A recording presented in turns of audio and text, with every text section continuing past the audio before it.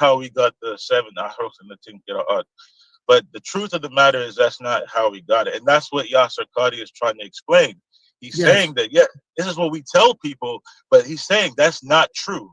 And when people dive into it, they're going to realize that that's not true. There's a website on the internet. It's all in Arabic, though. And you can go in there and you can see all of the different qira'at. You're talking about Islam Web Net? I'm not sure if that's one, but it's all in Arabic. The whole website. It's all in Arabic, yeah. Exactly. Yeah. And yes. you can go in there and you can compare, and you can see that these are more than likely, in some cases, scribal errors. Yes. Right. Yes. These were scribal errors that were never fixed, and so when they were making copies of the Quran and sending it out into different areas, this is how the people learned it.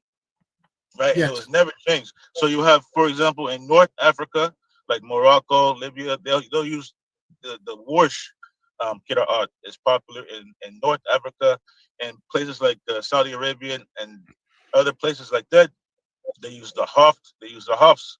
Hafs is the most popular Qira'at in the world. But you do have some places that use the Warsh, and another one called Qalun, and there's a few other ones that are a little less popular.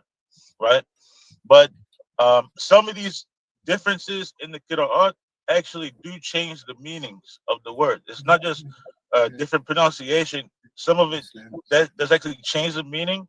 It can affect actual theology as well as laws. Like, for example, in Surah Al-Baqarah, it talks about what to do if you end up breaking your fast. Or not fasting in Ramadan. According to the Hafs Qira'at, you have to feed one poor person, a miskin, right? But that's according to the Hafs Qira'at. Now, if you go to the Warsh, it says masakin, right? Yeah, yes.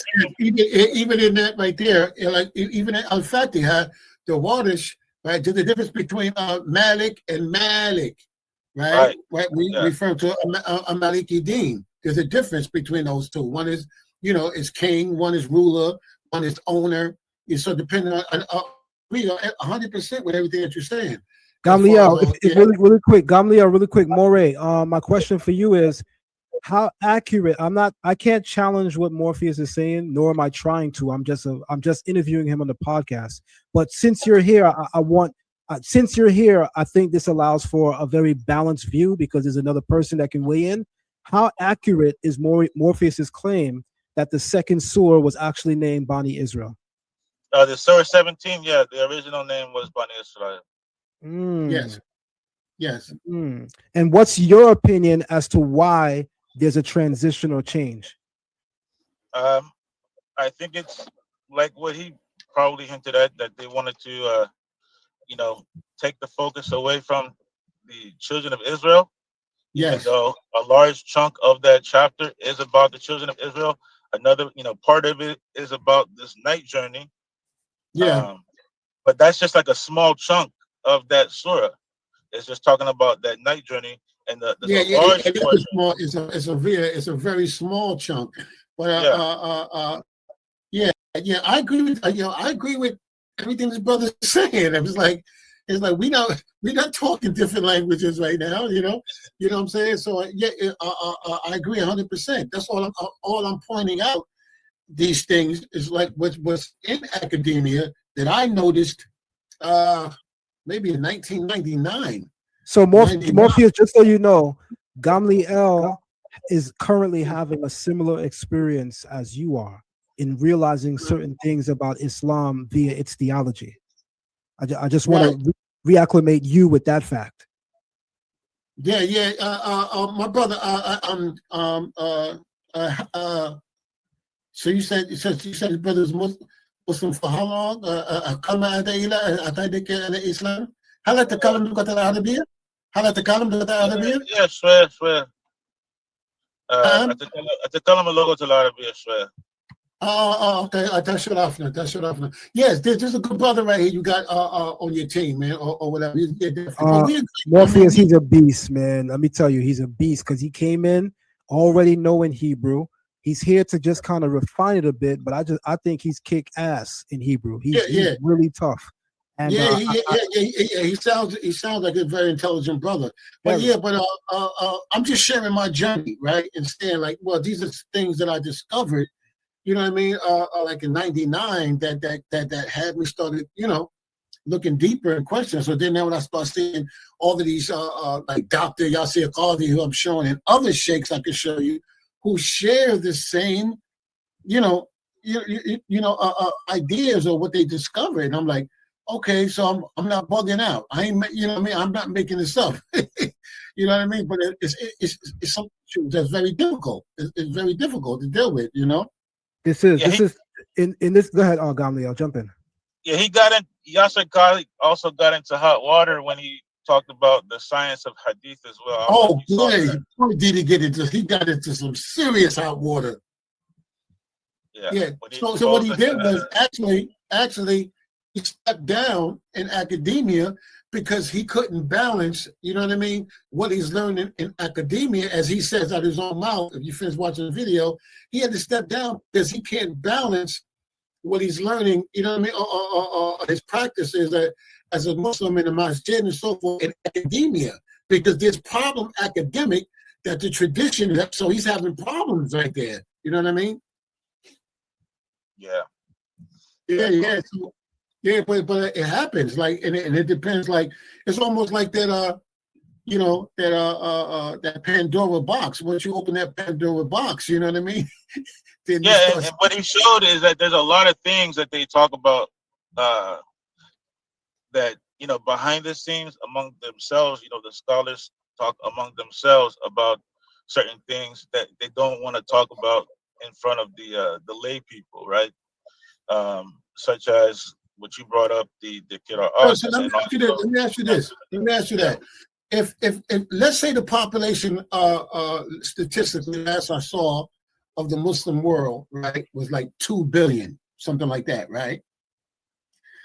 Out of that 2 billion, how many would you say know these, you know what I mean, these these hard things that we're talking about, right? A very small portion, correct?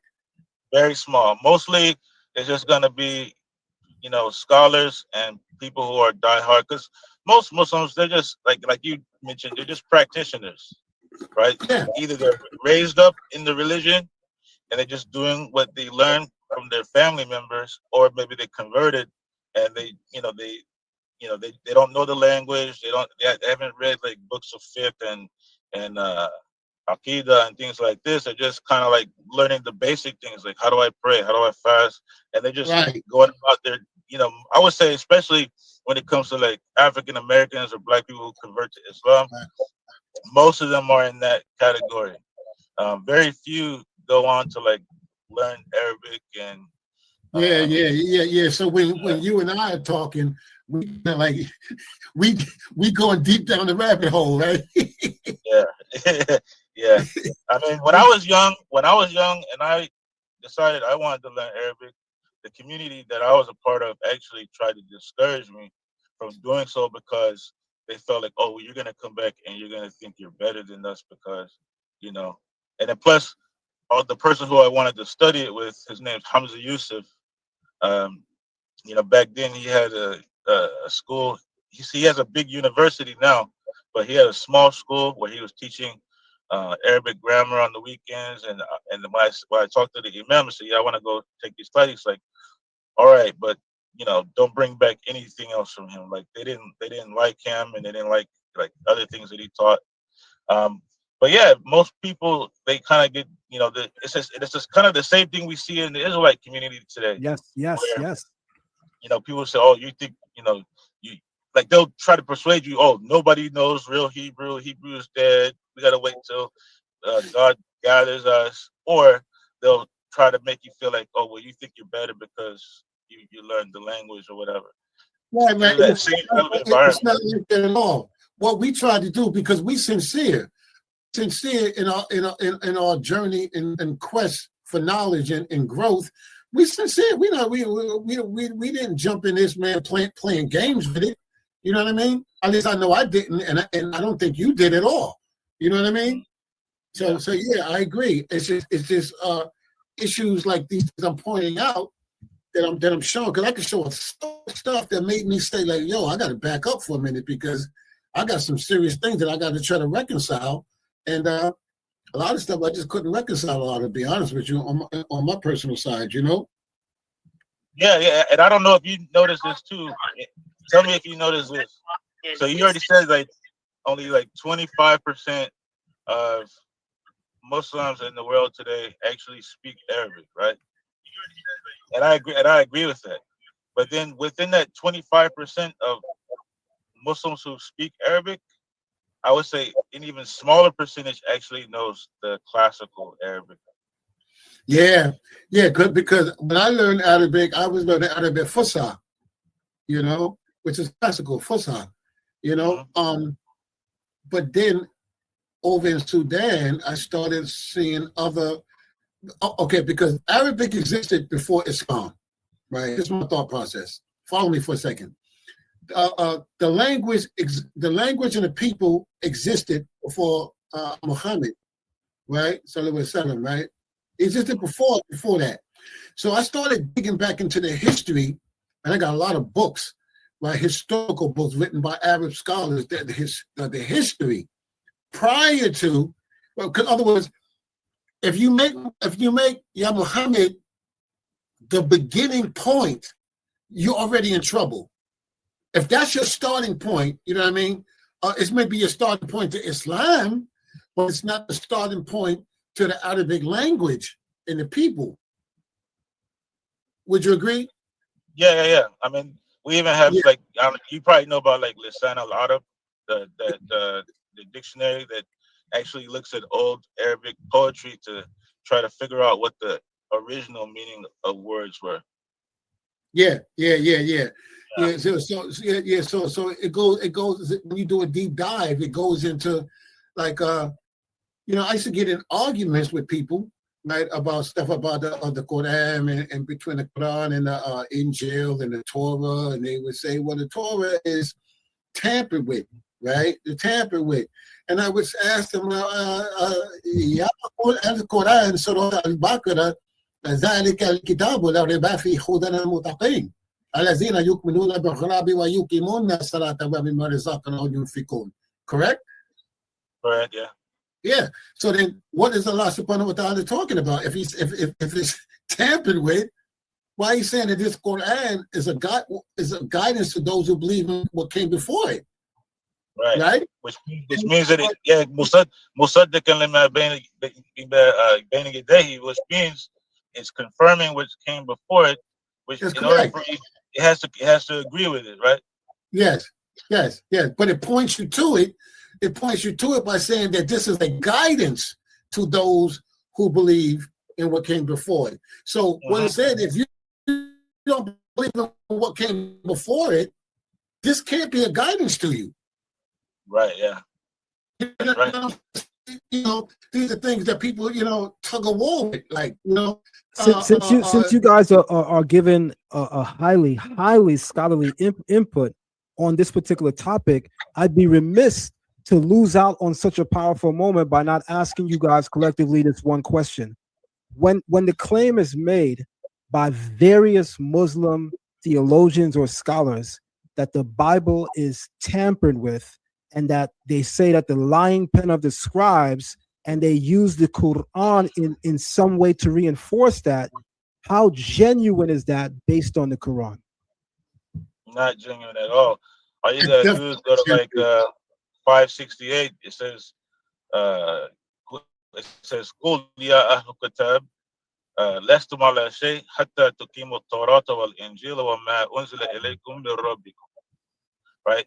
The prophet is commanded to say to the people of the book, you stand upon nothing, لَسْتُمْ عَلَى شَيْءٍ حَتَّى تُقِيمُوا, until you establish or uphold the Torah, وَالْإِنْجِيلَ, the gospel, وَمَا أُنْزِلَ إِلَيْكُمْ, mir rabbikum, and what has been revealed to you from your Lord. Mm. The Quran is telling you're not doing anything until you do that. Why would God tell us to uphold these books if they're full of lies and if they're corrupted? That doesn't make any sense. Doesn't make any sense at all. Exactly. Morpheus, you in agreement? What's your thoughts, Morpheus? I told you, me and his brother agree. We agree, man. We agree. You know. Okay. So let me ask you guys this, because I don't want to beat the Quran up in this moment. I want to learn what it is that the Quran teaches, so that we can have a powerful conversation. So the next question I'm going to ask you guys collectively is close but a little distinct. And this question is the Quran beneficial for the training in morale and righteousness? I think morale and righteousness is subjective. I agree. I agree. My apologies. Yeah. So that's kind of I agree. That's my position. That's my position anyway. Okay. Okay. I do agree with that point, though. Yeah, it's subjective. So So, I'm sorry. Go ahead, brother. No, I'm sorry, big bro. Okay. So if our standard of morale and righteousness is the Torah, then I would say that the Quran comes, pretty close in a lot of ways, right? I mean, it teaches dietary laws. It teaches, justice. Teaches, worshiping one God, right? It teaches, charity. It teaches, basically a lot of the same things, not the full scope of what we find in the Torah. Obviously, like the Torah has a lot more in all of those different areas. But I would say that, let's say for me, as someone who grew up as a Muslim, when I adopted the Torah, it wasn't like I was going from Christianity to the Torah, where I went from not having any laws or things that I follow to like suddenly I have these laws and things. For me, it's like, oh, now I can't eat shrimp and crab, but I was already not eating pork already, right? I was already not eating blood, right? I was already taught a lot of the same things that are in the Torah. It's just I had to learn some additional things that the Torah had that the Quran didn't have. So I would say for someone like me, it actually kind of prepared me for the Torah. You said it prepared you for the Torah? Yeah. Okay. I don't know what you think about this, right? But tell me what you think about this, right? What's your thought process? Like you said like in this we have monotheism, right? What is when you hear the word Tawhid? What does that mean? I mean, oneness. Okay. Well, it's basically, well, would you agree or disagree? From the Arabic lexicon, Tawhid actually means unification, to unify. Yeah, I mean, I guess you could say that as well. It means to unify, but it comes from, but that's the infinitive verb form of wahada. So wahada would mean to make something one, right? Right, so that would be right, because wahid is one in number, like as far as number is concerned, that would be one, right? But Tawhid means to unify, unification. Actually, right now in Saudi Arabia, I think it's called they have a group there called Tawhid al-Arabia, the unification of Arabia, right? So that word Tawhid means to unify, unification. So I started to ask myself, well, if Allah is one, then what's being unified? You feel me? Like what's being unified? Because in order to unify something, you have to have more than one thing to unify. On that topic, on that point, Mr. Morpheus and Moreh Gamliel, a lot of people who have no experience with the Quran, but have a little bit of hearsay for what the Quran has to teach, the thing that perplexes us, I'm going to put myself in that perspective too, is when the Quran speaks in the we.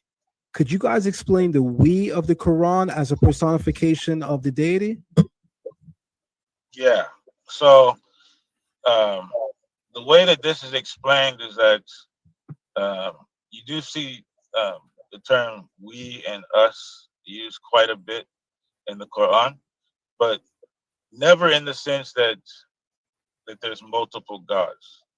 It more aligns with agency. So, for example, you'll never find a passage in the Quran where it says "worship us," right? But you will find something that says "we," and we destroyed them, like talking about a nation that got Right. destroyed. Or we gave to you. We gave you the Yeah. Injil. We gave you the Torah. Right. Yeah, Right. but see, my only issue with that, I agree with you, right? That's if you're in Islamic theology. That's why I'm bringing up the language before Islam. These words have different meanings. They're taking on different meanings, right? Prior or pre or proto-Islam, right? That now have different meanings in Islam. Like I gave examples, the word Tawhid. Now, today, as a Muslim, if I read today, Tawhid, my understanding is what you said, oneness, right? But in the actual Arabic language, it means to unify. Yeah, I would agree with you there. Yeah, I would agree with you. Yeah. So it depends on, I guess, the morphology and what part of you talking about, like ahad, that word, ahad. Say he, Allah is one. Now I know in Arabic, wahid is one. So if he wanted to say or make a statement and say Allah is one, it would have said Qul huwa Allahu wahid, not Qul huwa Allahu ahad, because the word ahad means one of. It's used 70 times in the Quran, and every time you see that word ahad, it means one of. Yeah, like Ahminhum, one of them. Right. Ahidun, right. But every time you see it, so it's some things that I myself wrestle with as far as language, because I'm looking at linguistically, prior Islam, you know what I mean, and Islam. So we have some things happening here in what words, or you know what I mean, meaning, and it depends almost like where you speaking from. It's like it's not wrong and it's not right, but it depends on where you speak from. Because I know a lot of native Arabic speaking people who read certain things in the Quran and say, that don't mean that. That don't mean that. But within the theology of Islam, it means that. You follow me? But within the language itself, it don't mean that. So it's I agree with you. I agree with you, yeah. So it's like, well, how do you... Yeah. So I used to be stuck with, well, how do you reconcile that? You know what I mean? Right. Yeah. But I agree, man. I agree with 99% of everything you said. I mean, I think our journeys are very similar. I was listening. I mean, I didn't grow up with Nuwabians. I was Sunni, and then I was Sunni for like the first 8 years, and then I became Shia. And I went to Iran. And I spent many years as a Shia. So I have a good understanding of both Sunni and Shia Islam. Yeah. But and I studied the language. So yeah, I think you were correct. Like once you get past the translation and you go into the Arabic, you start to see. Wait a minute. The Arabic is not saying what the translation is saying. Yeah. And you know what, bro? And I used to question that, right? And I used to say, why are they doing this? But guess what I found out? I found out that people like Yusuf Ali and them didn't even know Arabic. Right, they were Persians. Yeah, Yusuf Ali didn't even know Arabic. They didn't know Arabic. So I started saying the same thing you said. I said, hold on, wait a minute. We're getting our translations from people who don't even know Arabic. It's like, holy shit, excuse my language. Like, yo, what the, you know what I mean? Like, wow, this is interesting.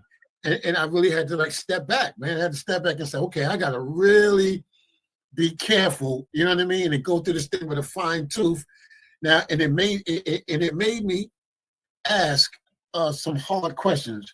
One of the questions, right, was after seeing all this here stuff, although after seeing translators lying, right, mistranslating stuff, I said there got to be an agenda, right? Because if you know what I mean, if you know it doesn't mean that, why would you do that, right? So I started thinking about, you know, the agenda that a lot of these people have, right?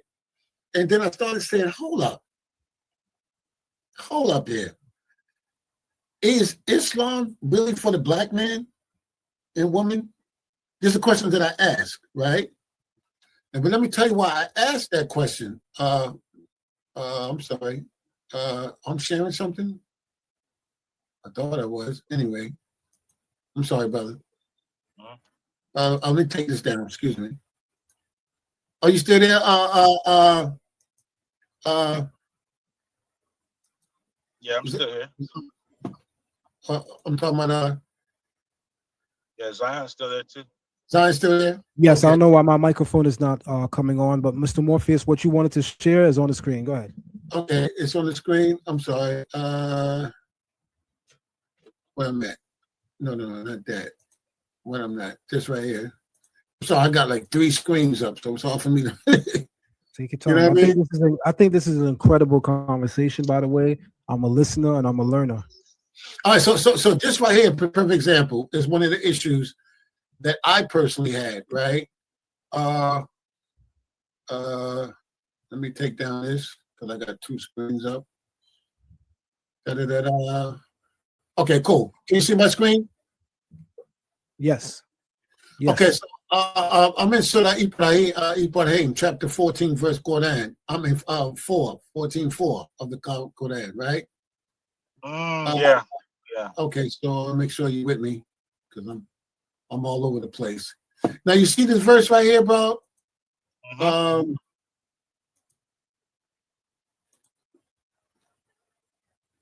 I don't know what I got showing. Well, it says, وَمَا أَرْسَلْنَا مِن رَسُولٍ إِلَّا بِلِسَانِ قَوْمِهِ لِيُبَيِّنَ لَهُم.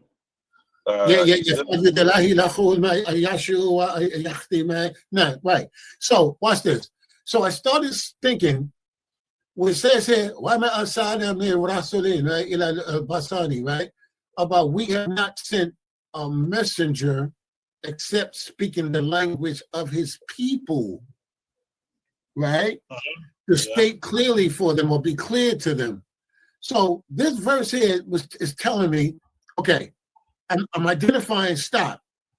We have not sent any messenger. Okay, cool. Who's the messenger? The messenger is Nabi Muhammad, right? Okay, that's the messenger. Except speaking in the language of his people. Who is his people? Arabs. Okay, so we got messenger, who's an Arab, speaking the language of his people, which is Arabic, right? We have a book called Quran, which is clearly Arabic, in a Arabic region geographically, right?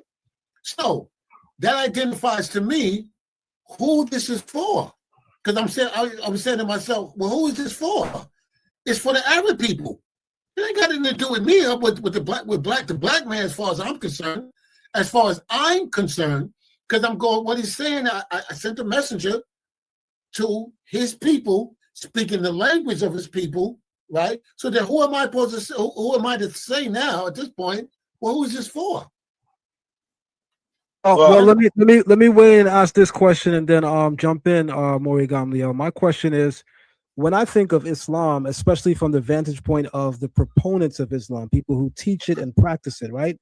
I hear them say almost unanimously that Islam is a universal so-called religion. And so I want you, if you can, Mr. Morpheus, to just give us context when you say that. When you actually examine the Quran itself, it makes it clear, and I'm just paraphrasing what you're saying, it makes it clear that the message given to Muhammad was for his people and not necessarily for the entire world. And right. from my point of view, I was always taught Islam is a universal religion that is meant for the entire world. So before you do that, Mr. Morpheus, Moreh Gamliel, weigh in, and then I want to hear what Mr. Morpheus has to say. So this is a good verse, but I could see some pushback against it, because the Quran never says that it was sent only for the Arabs. It says that it's sent for the Ummiyun, right? And the Ummiyun, one way that they translate that word is Gentiles, right? And as you'll commonly find the word Ummi contrasted with Ahlul Kitab. So you have Ahlul Kitab, and one which is people of the book, the Israelites, and you have everybody else is in this Ummiyun camp, right? And so this is the clearest language that the Quran says that it came down for, was the people who were not among the children of Israel, who did not have a scripture, right? And there's a clear verse that says, and we sent it down lest you say that the book was only sent down to two groups before us and we were unaware of their study. So it's specifically targeting the people who are not Ahlul Kitab, right? And there's several verses in the Quran where it says, that he was sent from among, he sent from among the Ummiyun a messenger from among themselves. But ba'atha min al-Ummiyun rasulin minhum. Fil Ummiyun rasulin minhum. Sent amongst a messenger among them from among themselves. Min anfusihim. I think there's at least two verses that have that type of wording, right? So Ummi could be the Arab, it could be a guy in Persia, it could be an Indian person. All of these people who are not part of the Ahlul Kitab would be considered Ummiyun. Okay. If the argument that one could argue against that is, one, when you're dealing with the Quran, you're talking over a 23-year period, correct? It's not just like one thing and blah blah blah blah blah blah, right?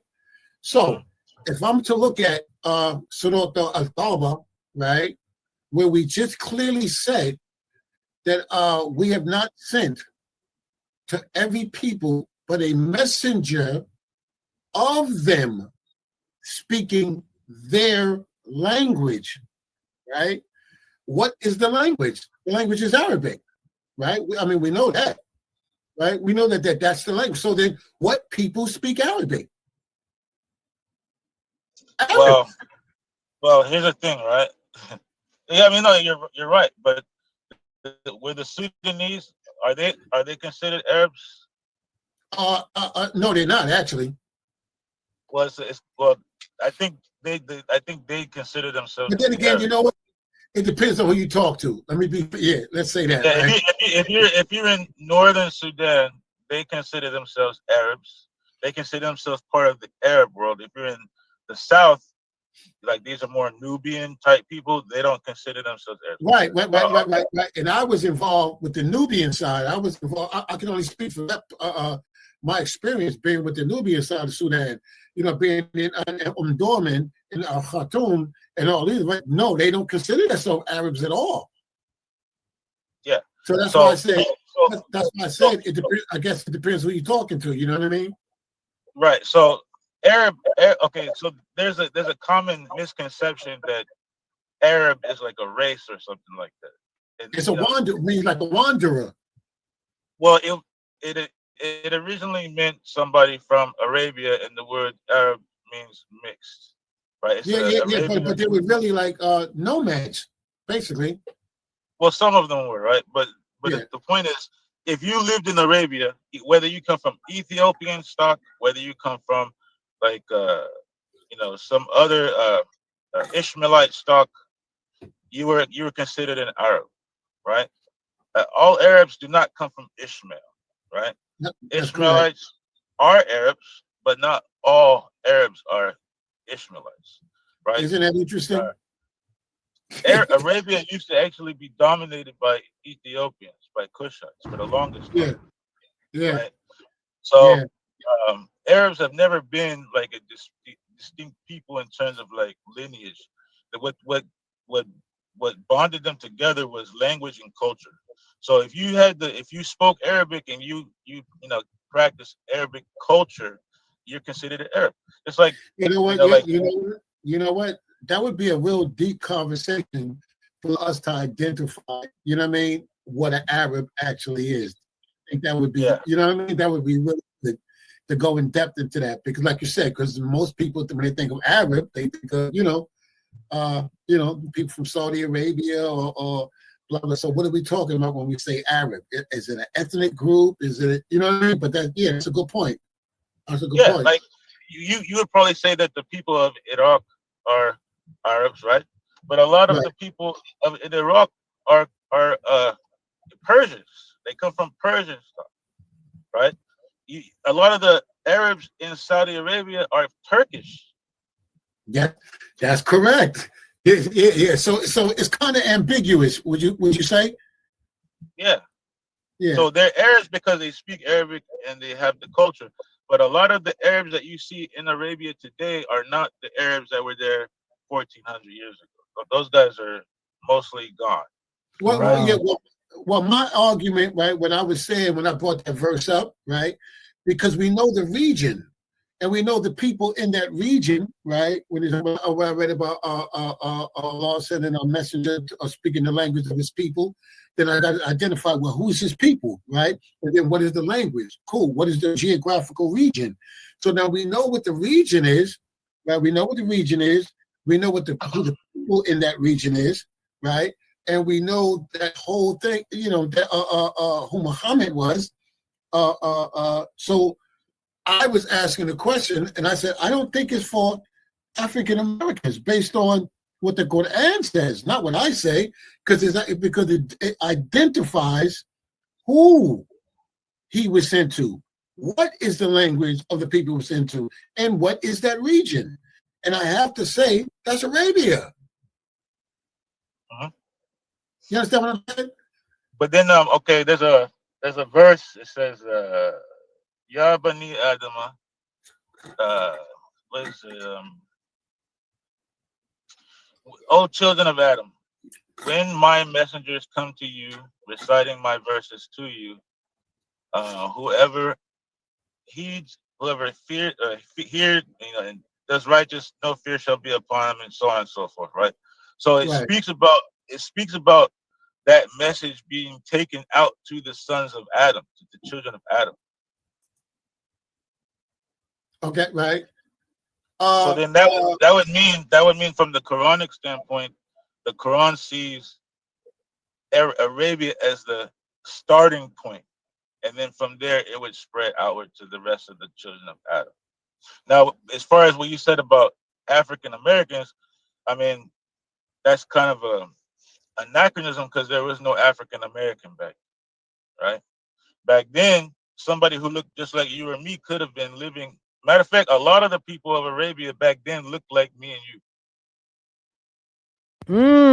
Those are some very heavy points. I didn't hear the last part. He cut off. What I said was, you said, it wasn't meant for the African Americans, and that's more of an anachronism because there was no such thing as an African American back then. But what I will say is that many of the people of Arabia back then looked like me and you, right? The second Khalifa, Umar ibn al-Khattab, he was from Ethiopian stock. He's the second Khalifa. Right. The descendants of Muhammad who are buried in Iran, Imam Reza and his sister Fatima Masuma, they were black. They were jet black. And these are descendants of the Prophet Muhammad. So okay. He had family members that were black. He had descendants that were black. Okay, so then let me ask you this then. Are you familiar with the Hadith? There's a Hadith which is actually on. Remember, I was asking about the website islamweb.net, where it's all in Arabic, where they basically said, if you call Muhammad black, you be killed. You know, and see, here's the thing. Here's the thing about the Hadith, right? The Hadith were compiled at the earliest 90 to 100 years after the death of the Prophet. 90 to 100 years after that, right? That's the earliest time. That's the earliest compilation of Hadith you're gonna find, and that's from that's Imam Malik's Muwatta. Right now, when you start going into like the Bukharis and stuff, now you're talking about 200 to 250 years. I agree. I agree. I agree. I know. I agree with you. You know what's so funny? I don't disagree with anything you're saying, right? But I think what happened with I guess a lot of times I guess I'm speaking from the narrative. Remember what he was talking about? What's the narrative that is, you know, that what the majority of Muslims believe, right? Where you're more advanced and I'm more advanced, so we're speaking from a, you know what I mean, a different. Not that we're better than anybody. Don't get me wrong, but we're way down the rabbit hole. But the point, right? Well, the point I'm making is, like I said, if it's 2 point something billion, that means the majority of the world, the Muslim world, is following the narrative. They're not following what you and I are talking about. They're following the narrative, right? Would you agree? Yeah, I agree with you. Yeah. Yeah. So what I'm talking about is this is the type of stuff that's the narrative that they're following. This right here, stuff like this. Now, thank you for coming on, bro. This is a good conversation. Yeah. It's good. It's been good. Okay, this is what I'm talking about. Stuff like this, right? Yeah. Can you see my screen? Yes, sir. Yes, sir. Okay. There's statements, right? Things that's floating around in the Islamic world, right? That says stuff like this by Ahmed ibn Abi Sulaiman, the companion of Sanun, said, anyone who said the Prophet was black should be killed. Right? Now, why would somebody say that? Why would somebody say he's black unless people believe that that's what he was? Right. Well, it could be argued because some people could say that, you know, they in Islam they attribute like black, like, you know, those who are condemned or that have a black face. You know what I mean? So I've heard that argument. I've heard that apologetic. You know what I mean? Well, that's what they mean. But nonetheless, what's you guys, you guys are both practitioners, and I apologize because apart from interviewing Morpheus and also having you weigh in, Moreh Gamliel, I also want to try to represent what some of the people are thinking in the comment section, the audience and people watching on YouTube. So I just want to ask you guys something. Since we're talking about race and how race is injected into later texts such as the Hadith, which comes to explain the Quran, and many of those Hadith may be either in error or just blatantly wrong. My question for you guys as practitioners once in Islam is there a measurable degree of racism that exists in Islam against people of color? And if so, are those people using the Quran to validate it? Okay, so go ahead. Yeah. You go first. You go first, fam. Okay. All right. So I wouldn't say that there's racism in Islam in it, you know, per se, because like, you know, for the like 30 some years that I was in Islam, I didn't experience any racism like from other like Arab, you know, Muslims like using the Quran to say something bad about black people. But is there racism among Muslims? Oh, of course. Yes, there is racism among Muslims, but not because of something that the Quran says or anything like that. It's just they're just racist, right? So I mean, I've been to you know, I grew up with Arabs. I grew up with like Pakistani, Afghan. Had a ton of Afghan friends growing up. I've been to Iran. You know, in Iran, I was treated very well in Iran, right? I don't know. Maybe it could have been because I was an American, but you know, as far as like me hearing something like somebody quote a hadith that's negative against black people or a verse, no, I never. Me personally, I've never experienced that. So let me ask this question. Let me help. Can I chime in on that? Absolutely. Right. Think about this. Remember I said I'm talking about the narrative, correct? And by the way, Gamliel, Mr. Morpheus has traveled in Sudan and actually learned and studied there as well. My apologies. Yeah, I did mention that. But share my screen. So remember, I'm referring to the 90% of the Islamic world who's following a particular narrative. So let's say you have not learned an advanced person like yourself, right, in Islam. So the average Muslim is reading this when he goes to Hadith, right? The grade is Asnat Hassan, which means it's good, right? Cool. Can you see my screen? Yes, sir. Yeah, I can see it. Yeah, so what happens psychologically, watch this now, when a person who's a Muslim reads Abu Dawud reported Allah's messenger is saying God or Allah created Adam. Now pay attention.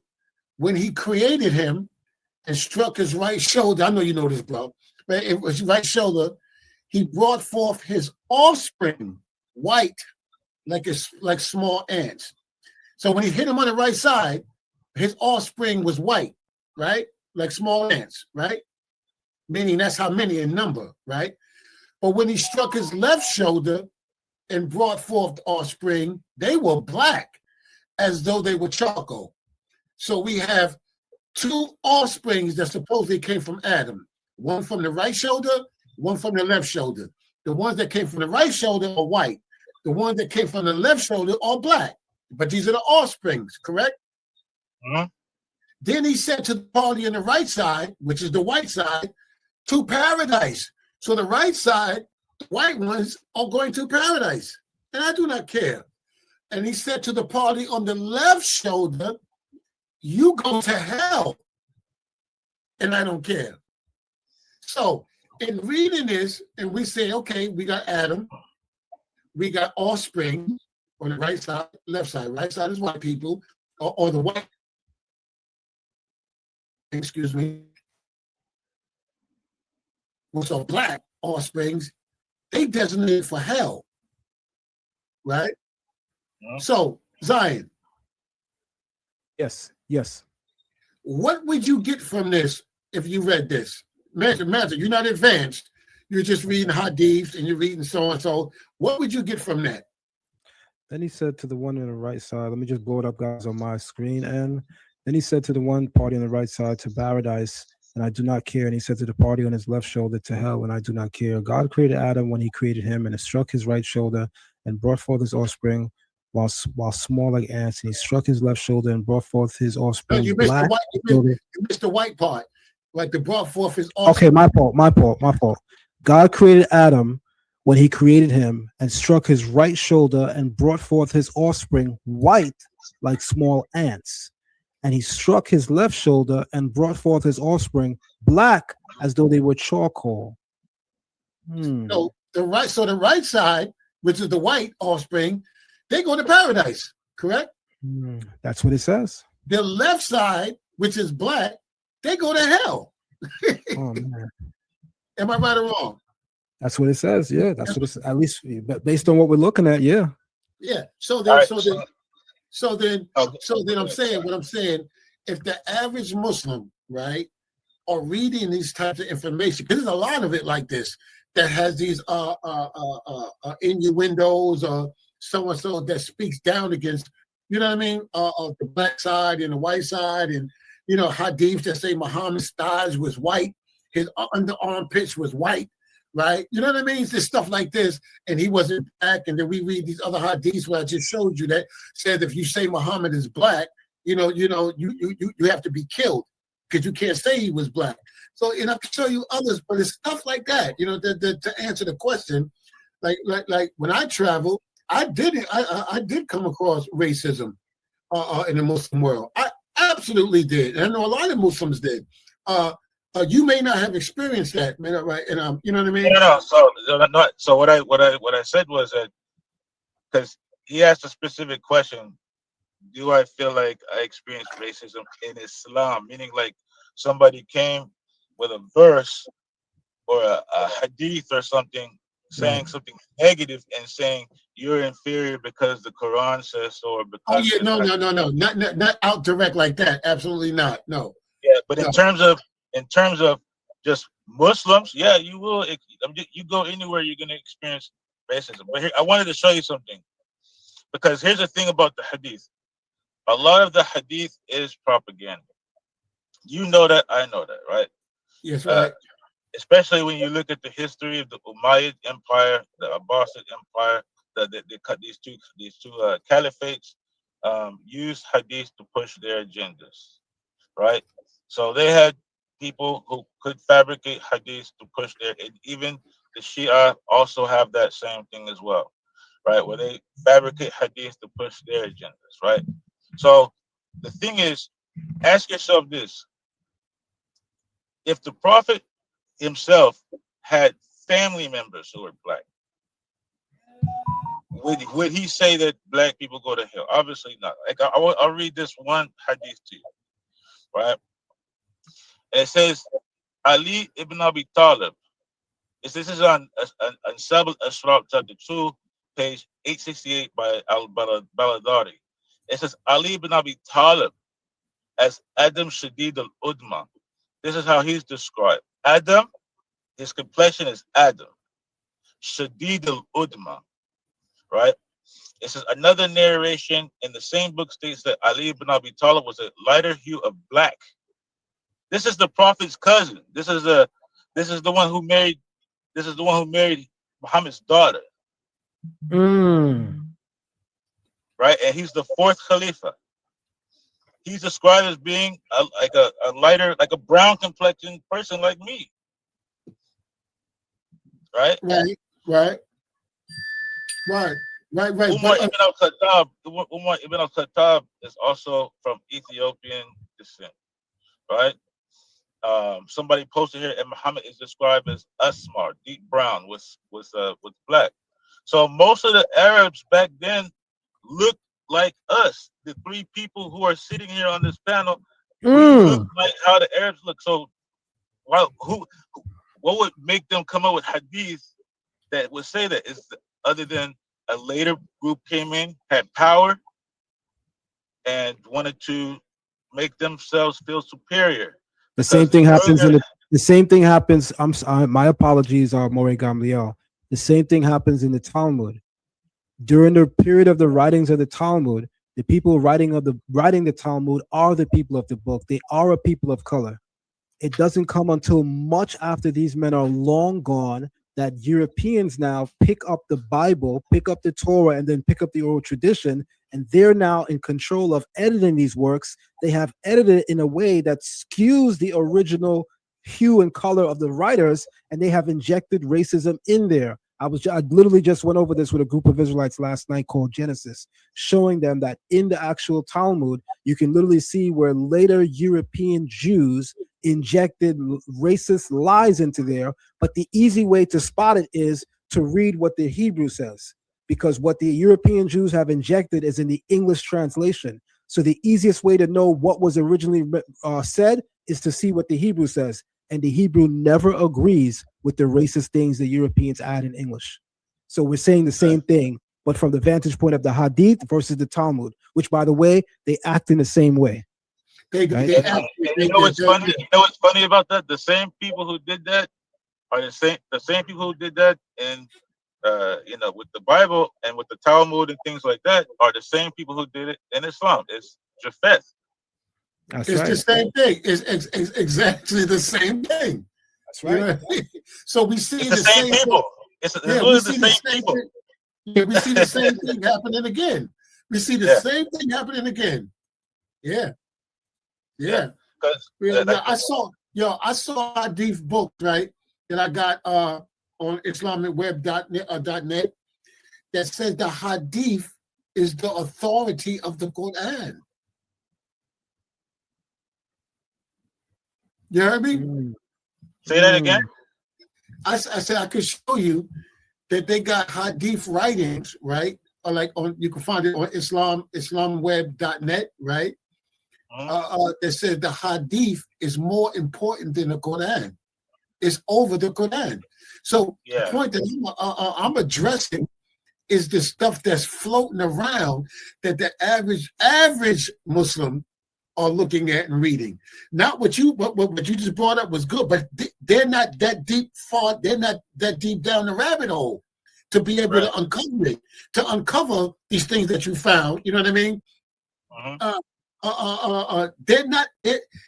They're not educated. They're not. They like I said. They just practitioners. They just want the basic. I make my 5 salats a day. I fast in Ramadan. They just the basic. Now, where are you at? Well, what's crazy is that if you go to Iran, right, they actually have, they have the whole 12 imams, right? Right. And these are descendants of Prophet Muhammad, right? And they'll have pictures. They'll have, pictures of them, like how they, they draw how they want them to look, and they all, of course, they make them all look Persian, right? So you'll see a picture of Imam Riza, who's the 9th Imam, who's buried in Iran, in Mashhad, and they have him looking like a Persian, as when they draw him, when they, do the artwork. But then you'll read in the Hadith how he looked, and he was jet black. Yeah, but then you got the other side that says, "Don't you dare say he was African or black. We'll kill you for that." His mother was African. Like you see what I'm saying? His mother was African, right? So that's the thing. These people have just the same way as you see that they did with the Talmud and the Torah, that they changed the images of the people who are the original people of the book. They did the same thing. Those same people did the same thing in Islam, and like you said, most people, they don't read. They don't really go too deep into things. They just accept what they're told. And so, now you have, the situation that you have now, where you have like a large chunk of the people of Saudi Arabia are actually Turks. They're not the original Arabs that were there before. The original Arabs got pushed out. If there's a region in the world today, and I'm saying this from the sense of not being in the know, but I'm just curious. If there's a region in the world today that's regarded as being the scholastic foundation of Quranic learning, where is that? For instance, the scholastic foundation of biblical learning, people would say, is the land of Israel. People would be more specific. Some would say Jerusalem. Some would refer to a region called Safed. My question for you guys is on the same line. If there's a region in the world that can be considered the scholastic foundation of Quranic learning, what region is that, and what are the implications of that? For my position is none. Okay. And let me tell you why I say that. Let me qualify that, right? The reason why I say that in my position, I take none, because I don't trust them, right? After reading so many lies by different tafsirs, different tafsir, Al-Qurtubi, Jalalain, and so, you know what I mean? And all these stuff, translations that are clearly straight out lying. And I'm going, that doesn't say that. I don't trust them. You know what I mean? So I take the position that I just study on my own. You know what I mean? I study on my own, and I look this stuff and I draw my own conclusion. But looking at it as an authority, I don't trust them, bro. I don't trust them. You know what I mean? So what I would say is, even though I don't agree with what is being taught, I would say that as far as where is the place that I would say that people go to get like the scholastic learning, it kind of depends. But if, like, for example, it depends on if they are Sunni or Shia, for one. If they're Shia, they're gonna go to Iran or they're gonna go to Iraq, right? Right. If they're Sunni, it depends on if they are Salafi. If they're Salafi, they're gonna go to Saudi Arabia. Right. If they follow like Shafi'i, they probably it used to be that they would go to Syria, or they would go to Yemen, or they'll go to even Egypt, right, for Shafi'i. If they're Maliki, then they're definitely going to go to North Africa, like Mauritania, Morocco, places like that. So it really just depends on which Muslims we're talking about. Right. Yeah. Okay, that makes sense. That makes sense. Yeah. Actually, no, man, you got a good brother here, bro. Part of your He's team. a beast, man. I've been trying to set up an interview, and we are gonna set up an interview, a podcast interview, one-on-one with him. He can go in the Bible. He can obviously go in the Quran. He's a very, very special and gifted brother, man. I love him dearly. Very, very good brother. So, but what's crazy is, right? What's crazy is this right here, right? Like a lot of times I address things from a position is like, what is the accepted or the majority of the people, or you know what I mean? What are they, you know what I mean? Being exposed to, because at the end of the day, that's what's going to shape and mold you follow these people's minds and mentalities. What are they reading? What do they have access to? Because out of that number, you're supposed to say less than 0.003% of 2 billion people really know, what you're talking about, what I'm talking about. Out of 2 billion, only 0.3%, right? So at that point, it's almost like we don't really matter. You know what I mean? Or we're such a small degree, but the majority that's following the like you said, the narrative, those the ones that we're going to be concerned with. Those people. That's true. And that's the scary part. You feel me? That's the scary part. Because what I mean, those are the radicals, right? Those are the radicals. Watch this real quick, right? You see my screen? Yes. Oh, you do? Oh, wait a minute. I'm sorry. Watch this real quick, right? Watch this. Yeah. Look at this. So because today we got everybody can get on on the computer, do their own research, they can read, blah, blah, blah, blah, right? Just want to remind you of time, Morpheus. We kind of over, and that's okay because I'm really enjoying the conversation. But we have about 13 minutes, not 13. We have 23 minutes left. Just real quick. I'm gonna wrap this up. Got you. Cool. Watch this. So you see this right here? Yes. On Islam Web, right, where a lot of Muslims will go to look up stuff, clarifies that the Quran is the supreme primary stuff of Islam, right? Watch this though. The Hadith, the Sunnah, holds a critical role that can be described of having authority over the Quran in specific functions, right? Mm-hmm. So do you know who started that? Imam Shafi was the one who was the first one to put Hadith in the Quran on equal footing. Prior to that, you had but now they're not even on equal footing. They saying the Hadith is authority over the Quran. Yes, that's true.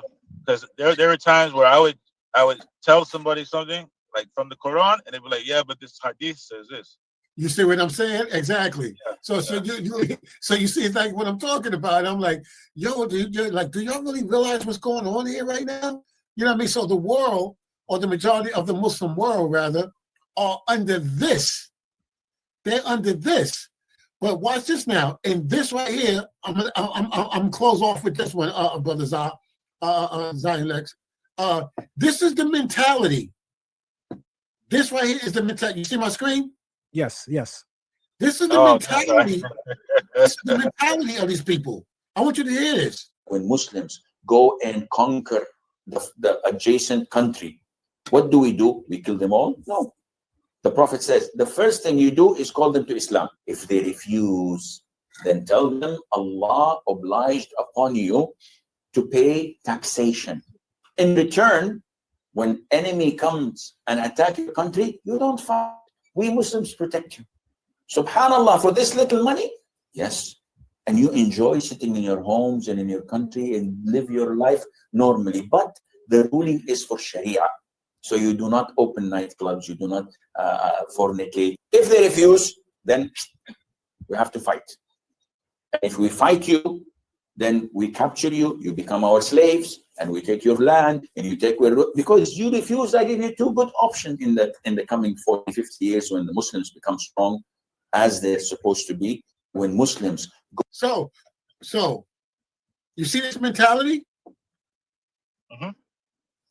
And that contradicts la ikraha fi din, right? Yeah. There's no compulsion in religion. It contradicts lakum dinakum waliya din, to you be your religion and to me be mine, right? It contradicts that, right? These are things that came way later, right? Yeah, For yeah, example, yeah. But what happens is I'm showing you the mentality, right? No, you're spot on. You're right. You're right. No, Yeah. I'm not disagreeing with you at all. Yeah, I just wanted to show you because I'm going, wow, because you're right. Because in one breath it says this, but the people, the Arabs, those people, their mentality is, yo, we're going to enslave you. We're going to enslave you. The next 50 years, our agenda is to enslave. You know what I mean? It's like, what's the word? Aslam Teslam. Get down or lay down. You know? Yeah, that's am I right? Yeah, man. But yo, bro, it's good. Yo, we got to talk more, bro. I like building with you, bro. Yeah, we gotta it's good, man. man. You know, maybe Zion can shoot you my email. I think you have my email, right, Zion? You can slide it over to him, and we can correspond. Absolutely. My apologies. My mic was muted. I can definitely do that. I'll definitely connect you guys behind the scenes.